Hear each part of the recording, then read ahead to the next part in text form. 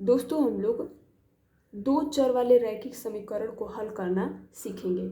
इसको बहुत तरह से हल किया जाता है, जैसे कि प्रतिस्थापन विधि, वज्र गुणन विधि और विलोपन विधि।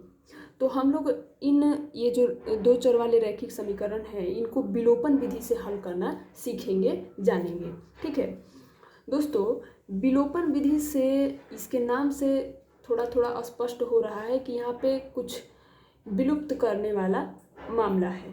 ठीक है, तो देखिए प्रश्न है x प्लस वाई बराबर 5, ये पहला समीकरण है, और 2x माइनस 3y बराबर 5 ये है दूसरा समीकरण। ठीक है, अब हल करने का क्या मतलब है, इसमें x और y जो दिखाई दे रहा है इसका मान ज्ञात करना। जैसे ही इसके मान निकल जाएंगे तो समीकरण का हल हो गया। ठीक है, अब विलोपन विधि में करना क्या होता है, ध्यान से सुनिए। इसमें क्या करना होता है कि किसी एक चर को विलुप्त करना होता है, यानी कि हटाना होता है, खत्म करना होता है। जो भी समझना है समझ सकते हैं, खत्म करना, हटाना, विलुप्त करना एक ही बात। ठीक, तो अब यहाँ पे दो चर है, एक x है और दूसरा y। तो किसी एक चर को चुनिए और उसको विलुप्त कर दीजिए। किसी एक चर को विलुप्त करना है, चाहे आप x को चुनिए, चाहे आप चर y को चुन लीजिए। ठीक है, तो चलिए हम लोग किसी एक चर को चुन लेते हैं, लेकिन चुनना तो पड़ेगा किसी न किसी को। तो चलिए हम लोग y को चुन लेते हैं। अब y को चुन लिया, अब ये विलुप्त तभी होगा जब इसका गुणांक समान होगा। तो अब हम लोग देखेंगे कि क्या ये जो y है, यहाँ वाला y और यहाँ वाला y, इनके गुणांक समान है क्या। तो ये जो y है इसका गुणांक यहाँ पे हम लोगों को 3 दिखाई दे रहा है, और ये जो y है इसका गुणांक हम लोगों को 1, मतलब कि समान नहीं है। तो जब तक समान नहीं होगा तब तक हम लोग विलुप्त नहीं कर सकते हैं, इसलिए फर्ज बनता है कि पहले इसका भी गुणांक हम लोग 3 करें। ठीक है, तो इसका गुणांक 3 करने के लिए क्या करना होगा, इसको 3 से गुणा करना होगा। तो 3 से गुणा हम लोग सिर्फ y को ही नहीं करेंगे, बल्कि इस पूरे समीकरण का गुणा किससे कर देंगे, 3 से कर देंगे। तो यहाँ पे हम लोग लिख लेंगे, अब पूरे समीकरण में 3 से गुणा करेंगे तो इस साइड भी 3 से गुणा करेंगे और इस साइड भी करेंगे। ठीक है, अब गुणा कर लेते हैं, 3x, फिर 3 का गुणा प्लस y से करेंगे तो प्लस 3y बराबर में 5 3 15। इसको समीकरण हम लोग 3 मान लेंगे। ठीक है, अब तो समान हो गया। अब हम लोग क्या करेंगे कि ये जो दूसरा वाला समीकरण है 2x माइनस 3y बराबर 5, इस समीकरण को और इस समीकरण को क्या कर देंगे, जोड़ देंगे। ठीक है, तो चलिए जोड़ देते हैं।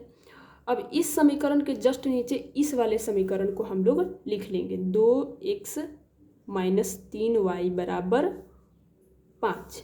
इनको जोड़ देंगे, जोड़ेंगे, जैसे ही जोड़ेंगे वैसे ही चर y जो है वाला पद जो है ये विलुप्त हो जाएगा, और यही हम लोगों को चाहिए, किसी न किसी को हम लोगों को विलुप्त यहाँ से करना है। ठीक है, तो देखिए 3x और 2x को जोड़ेंगे तो कितना हो जाएगा, 5x, और प्लस 3y माइनस 3y को जोड़ेंगे तो क्या हो जाएगा, 0 हो जाएगा, यानी कि कैंसिल आउट। फिर 15 और 5 को जोड़ेंगे तो क्या हो जाएगा, 20। ठीक है, अब यहाँ से x का मान निकालना बहुत ही आसान है। यहाँ पे x बराबर में 20, 5 इधर गुणा में है तो इधर कहाँ चला आएगा, भाग में चला आएगा। 5 चौके 20, यानी कि x बराबर क्या मिला, 4। ठीक है, अब हम लोगों को x का मान तो निकल गया, अब क्या चाहिए, y का मान चाहिए, तभी हम लोग इस समीकरण को पूर्ण रूप से हल कर पाएंगे। ठीक, अब देखिए y का मान निकालना है तो यहाँ पे 3 समीकरण दिखाई दे रहा है, एक x प्लस वाई बराबर 5, दूसरा ये, तीसरा ये। आप किसी भी समीकरण में ये जो x का मान 4 आया है इसको इन समीकरणों में रख कर x के जगह पर हल करके y का मान निकाल सकते हैं। ठीक है, तो हम लोग उसी समीकरण को चुनेंगे जिसमें सॉल्यूशन कम है। ठीक है, तो ये एक वाला जो है समीकरण एक, यही ठीक रहेगा। तो इसको चुन लेते हैं। x प्लस वाई बराबर क्या है 5। ठीक है, अब x के जगह पे 4 रख देंगे, प्लस में y लिख लेंगे, बराबर में 5 लिख देंगे, फिर y, फिर बराबर में 5, फिर ये जो 4 जो है इधर प्लस, तो इस साइड क्या हो जाएगा -4, और 5 में से 4 को घटाएंगे तो क्या हो जाएगा 1, यानी कि y बराबर 1 हो गया समीकरण का हल। x बराबर 4 मिला, y बराबर 1 मिला। इसी तरह से विलोपन विधि से दो चर वाले रैखिक समीकरणों को हल किया जाता है।